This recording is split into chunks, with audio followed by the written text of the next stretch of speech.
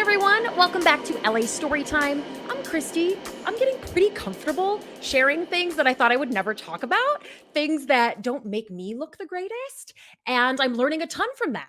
All kinds of lessons from looking back at my time in Los Angeles, my time as an entertainment reporter and a content creator, and I think it's about time to cover some major failures. All right. Even when I just say that, I think that implies that I've had a lot of successes, which is totally subjective, of course. But I can think of a few things that definitely fell flat. I'm sure you guys have been there too. You create a piece of content or you think you have something or are saying something that people are really going to like, that's going to resonate with people. And then nobody gives a crap. Right? It's a little disheartening, but I've had this happen to me so incredibly many times over the last 10, 15 years that it barely phases me, except for this one thing I tried to do that I'm going to talk about today. That the fact that this did not work. This was my little get rich quick scheme. Okay. Everybody else was making tons of money. And I thought I could make a ton of money too. And the fact that it was a huge failure for me makes me so angry, not because it just didn't work, not because I didn't make any money and put a lot of effort into something that ended up being a bit of an embarrassment, but it makes me mad. People care more about perception, right, than they do about the truth. They care more about what others think about them than what they actually did or do or say or who they actually are. And that upsets me. So let's get into it. About 4 or 5 years ago, around the time when everybody was just sitting at home, you know what I'm talking about. There was a new platform that popped up that really caught people's attention, right? We already had all of our social medias, YouTube and streaming apps, that kind of a thing. But this new platform was different and stood out because they were going to allow any kind of content. It was a subscription based thing where people would pay money to see photos, videos, just like how Instagram and Facebook and YouTube have now kind of taken that and have done it themselves, where you've maybe been asked to subscribe to certain channels or people's feeds on Instagram that you have to pay for. And it's something extra and private that not everybody gets to see. Well, we all know what platform founded that whole idea on the internet. I'm going to be very careful with how I word these things because I just don't want to trip the algorithm and get this whole entire piece of content blocked. But I think maybe you guys know the platform that I'm talking about. Let's call it OFEF because I think the algorithm is really, really smart. So OFEF was a brand new place where people could create absolutely anything they wanted to, all in one place though, right? So they were trying to, I remember they were promoting to like chefs and musicians and, content creators, YouTubers, people like me also. But they were also okay with having people who do what we call now spicy content on this platform. It was all going to live in the same place. And I think that's pretty cool, if everybody's over 18 and why not have, your food you love to see, maybe your recipes and the music you love to listen to. Why not have it all in one place? Very similar to social media or YouTube or anything else, except for there are no rules. There is no content too explicit. There is nothing that is off limits and nobody is being judged, right? This platform was only for fans of the creators. It was only for people who wanted to pay because they like you so much and they enjoy whatever you're putting out there so much that they would pay you for it. 5 years ago, all content was free. Now, creators and people have figured this out, which is really good because another cool thing about that platform is that it gave spicy creators a lot of control. And especially in a time where, COVID, a lot of people weren't able to go out to their physical jobs and make money anymore. And there were people who were really able to kind of take control of their careers and not need a big company, an agency or anything like that anymore, and could just do their own thing. That appeals to me so much. I don't care what else is there. If I can go and put whatever I want somewhere, and I don't have to, as I'm sitting here now, trying to like choose my words carefully so that I don't get shadow banned or whatever it is. You don't have to do that. It's a free for all, and that's okay. That's cool to me. So everybody was making a ton of money on this new platform. And when it first started, there were other kinds of creators, all kinds of creators on it. The musicians that I was talking about, and then the chefs were, doing their cooking shows on here, and it was a way for musicians to actually get paid for people to listen to their music. I think anyone who does like how-to stuff, where they're showing people the way to do something or tutorials, that was really valuable on this platform. And also there were the spicy creators there too.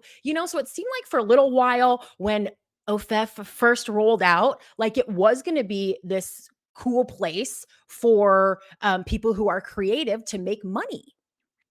And I jumped right on that bandwagon. There was a lot to be said too about the fact that of what they were all allowing there. There was criticism, but in this time we were all just sitting at home in our houses. I think too, everybody's not gathering at the water cooler. They're all just at home doing their own thing, watching whatever they want, taking in whatever they want to see. That there wasn't so much judgment at this time either. We were all distracted by tons of other things. And it kind of worked for a while until it started to gain traction, and then the news headlines about how much people were making on the platform really kind of hit the headlines. And most of those high earning creators were the ones who were doing the spicy content. So that really became kind of mainstream knowledge, and it became known as a place for content that was only for adults. When again, they're still allowing absolutely everything. This was also at a time where I was still covering professional wrestling.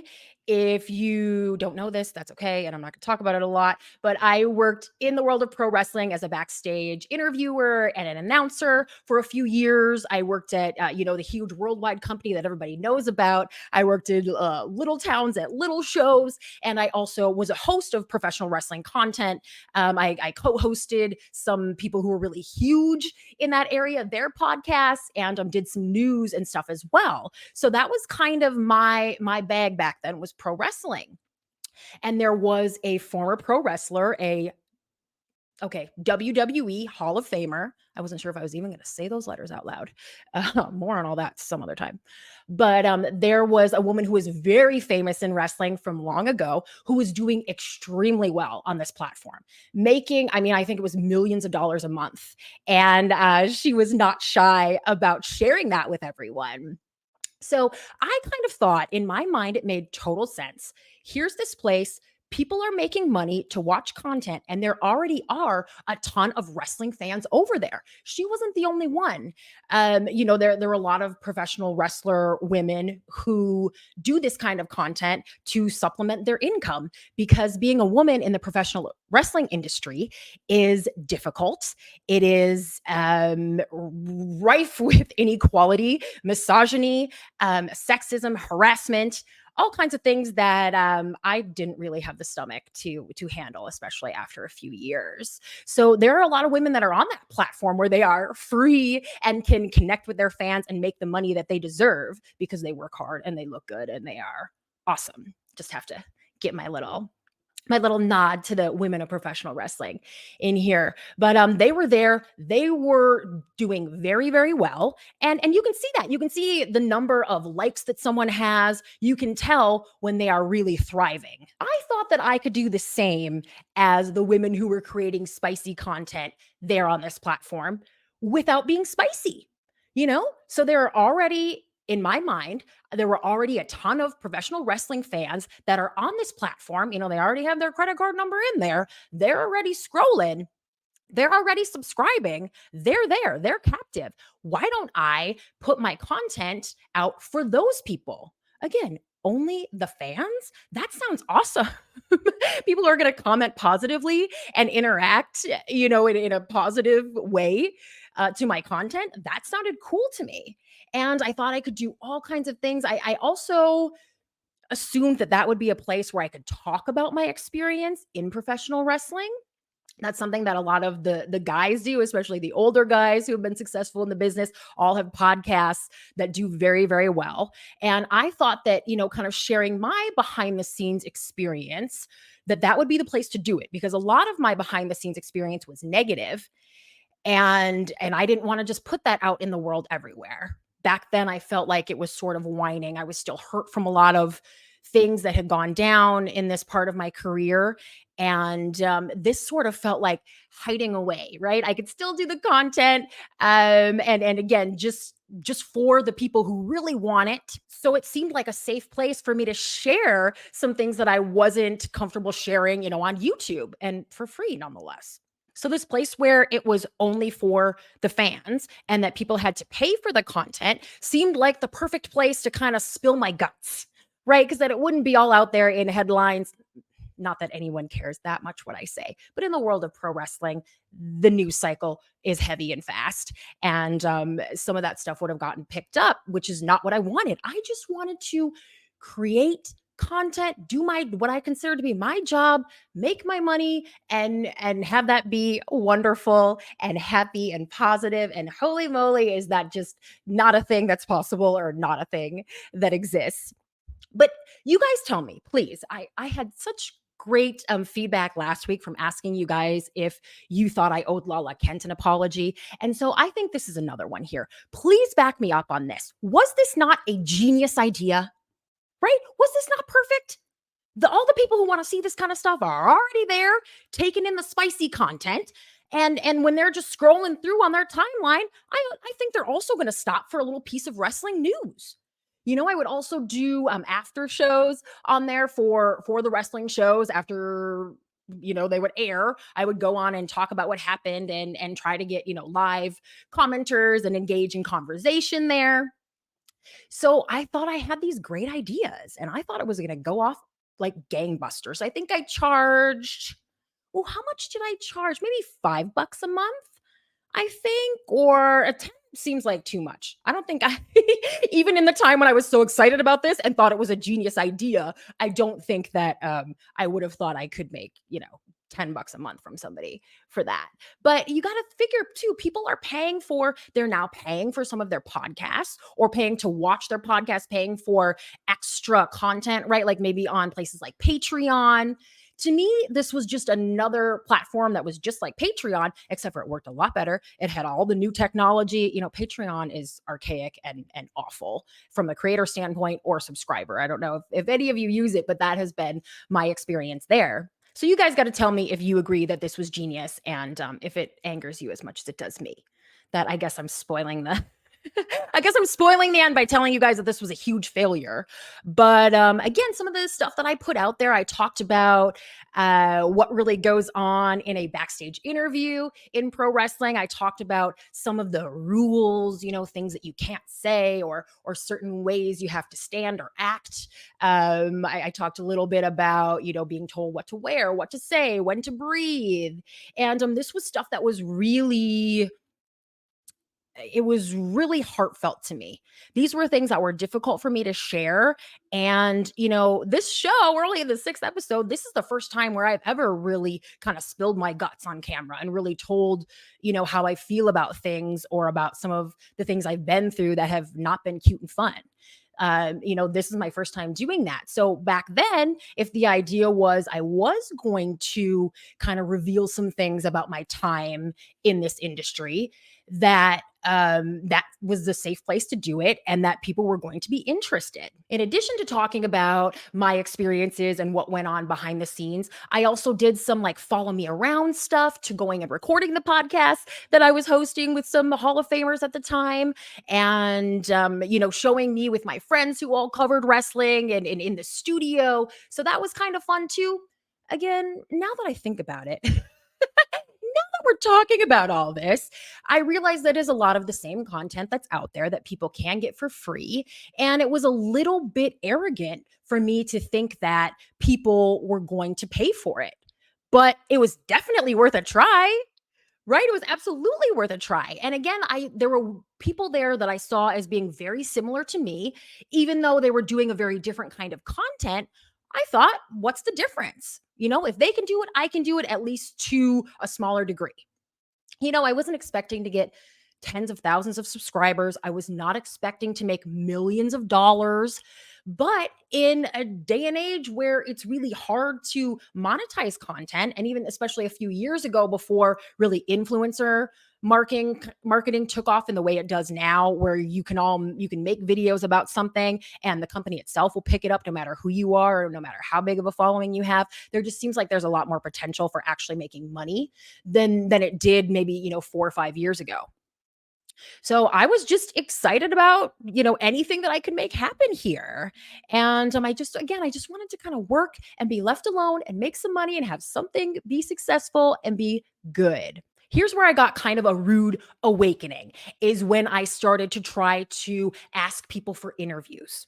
So I started reaching out to wrestlers and different people in the wrestling world. Hey, will you come on my OFF and do either a live interview or something that we would pre-tape and that would air there, but making it very clear that where this interview is going to live is on, OFF. And that's what I think has the most value too. People maybe aren't going to pay to see me, but they'll maybe pay to see me interview someone who's a big name.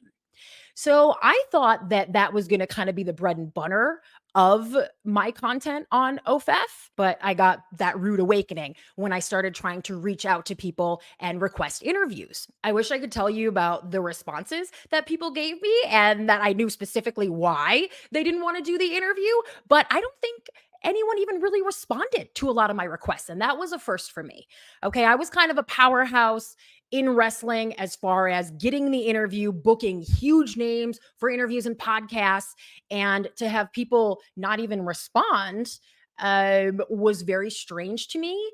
And of course, they didn't need to tell me why. I knew exactly why.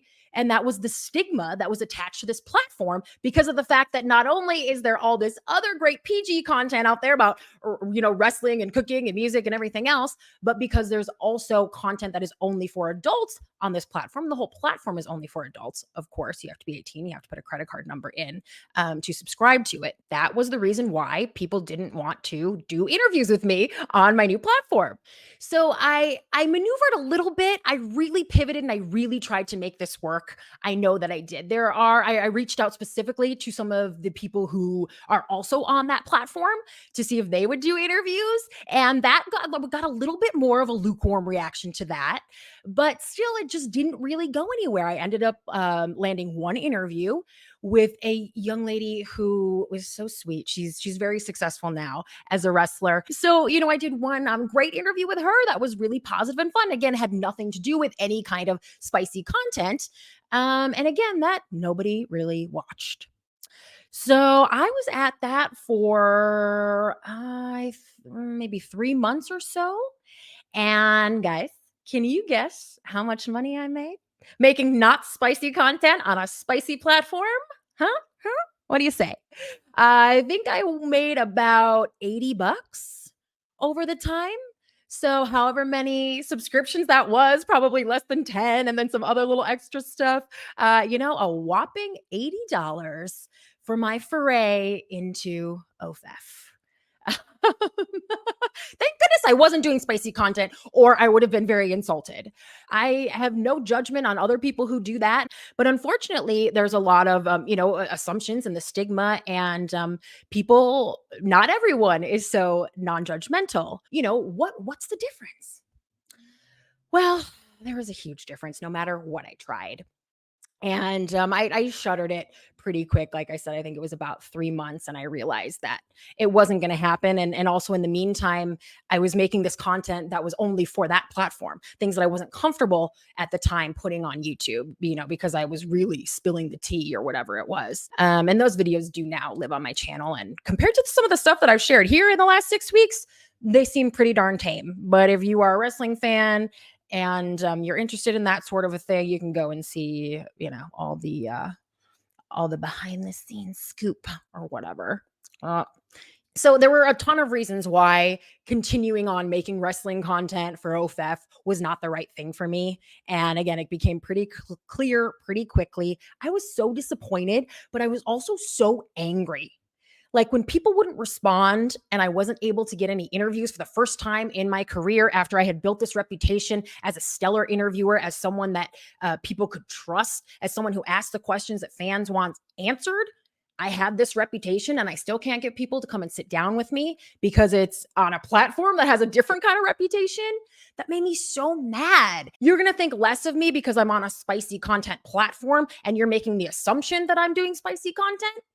I hate that. Again, because you shouldn't be judging people that do it anyway. And I'm not even doing it. It gets me hot, makes me a little bit upset, but, I have to kinda come to grips with some of these failures that I've had, now, people talk all the time about how much money they're making there, and it has become pretty much only, content for adults there, so I still it's still always in the back of my mind, like, "How can I do it? How can I do it?" My strength is not in spicy content modeling, but is there another way that I can, figure out how to do it? And I think that just sort of speaks to my, the fact that I've been a content creator basically since I was 12 and I made my first website, taught myself HTML as a child. It's just like, if that doesn't work, wait, try something else. Try the next thing. There's always new technology. Again, this was a new platform. Maybe something new will come along again. Every social media that comes on, you got to jump on and figure out how to use it and what are people watching and all of that. So it's not new to me to fall flat on my face. And it's also not new to me to kind of pivot either and keep moving forward. So what I ended up doing was I did put those videos that I had created for that onto my YouTube channel and started doing some of the wrestling after shows and stuff on my channel, and realized that maybe part of it was the content too. People don't really care about it on YouTube either. So maybe it's just me. It was probably me doing wrestling and the fact that that was no longer genuine to me, that it wasn't something that I loved, that it was something that I felt like had hurt me a lot, almost something that I didn't even want to admit that I had ever been involved in. Because then if people could look you up, then they could see, how your career went, or how it ended, or what would the headline be. So I was just always so hesitant about that. And then putting it out there and nobody cares anyway. It's sort of like, you know what? I think it's time to wrap this wrestling thing up. And I did continue for a few years to do one after show with somebody who I admire very, very much, and I got with to sit down with my friends every week and talk about things other than wrestling with wrestling people, and that was really enjoyable for me. But now that I have left all of that in the past, it really feels positive. And it's really the reason why I've been able to sit down and kind of really start to open up to you guys here on LA Storytime. But being on this spicy platform is not the only time I've ever failed. Of course, as I said, you learn how to just keep rolling. There was another failure. Well, I mean, I guess it was a raving success because the reason why it failed is because I had to stop doing it because the network started doing it themselves. Right? A few years ago, I would do on YouTube season recaps when a new season was going to premiere of like a Real Housewives, Vanderpump Rules, of course, any of those kinds of shows. I was really big on Mama June and all of that back then, which holy moly, is there a lot to discuss it about being embarrassed about giving that attention. But so when there would be a new season that would air of a show, I would have like a look back and catch people up, right? Remind you everything that happened on the last season and who's currently feuding, who are currently friends, and what has been in the entertainment news in the last few months during filming that you may see on the show, like what to look out for, what storylines might be unfolding throughout the season. And I would do a ton of research, and the videos were really great. They turned out good, and they were interesting. I mean, even to me as a fan of the shows, to sit and watch and be reminded of, several seasons of drama and get excited about a new season, those were fun for me. And again, I think that's the reason why, some things go and some things don't, because people can tell when it's genuine when they watch. Right. So I did those for quite a while. I did several of them, and they did so well, hundreds of thousands of views. And some of my most popular videos to date are these season updates. But then Bravo must have caught on. And I don't say that to sound pompous, but I'm dead serious. I was the only one doing this on YouTube. And one of them in particular, I think it was for the Real Housewives of Beverly Hills, got hundreds of thousands of views and did very well. Lots of comments, getting people excited about the season. And then pretty soon, by the time the next Real Housewives premiered, Bravo had their own. They do it now. They call it the same thing every time, like a recap or a look back on last season to catch you up. And that killed mine, of course, because they can use footage from the show without having it be licensed. What I used to do is just cut up the trailers because trailers are essentially just promotional content anyway. So they can't sue you for that and they're not copyrighted and that kind of a thing. So I would use the trailer, but Bravo could use all their footage. They could have the stars of the show even sit down if they needed to, to catch people up. So once they did their first one, that was it for me. Who's gonna watch my season update when Bravo's doing their own, right? But again, so a huge failure because it was something that was working out really well for me, and it just stopped. But again, if you consider the fact that Bravo took note and it worked so well that they're now doing it themselves, I guess that was a huge success. Hey, look at that. That's why we're here, right? We're talking things out. You guys, this is therapy. I'm radically self-reflecting, and I always sort of end on that feeling positive like that. That's pretty cool to me. I also I tried a lot of things, but I also tried to do a parody pop song. Right? Why the hell not? I don't know why. This was many, many, many years ago, around the time when I first started Christie Reports. I've always loved, like, if you remember back in the day, Weird Al and some of those, I've always thought that those parody songs are so fun. And with my knowledge of pop culture history and stuff, it's really cool to see what you can come up with. So I did a song called Sheezus. No. My song was called She Crest, like the she version of Ryan Seacrest. And it was based on a song by Lily Allen called Sheezus.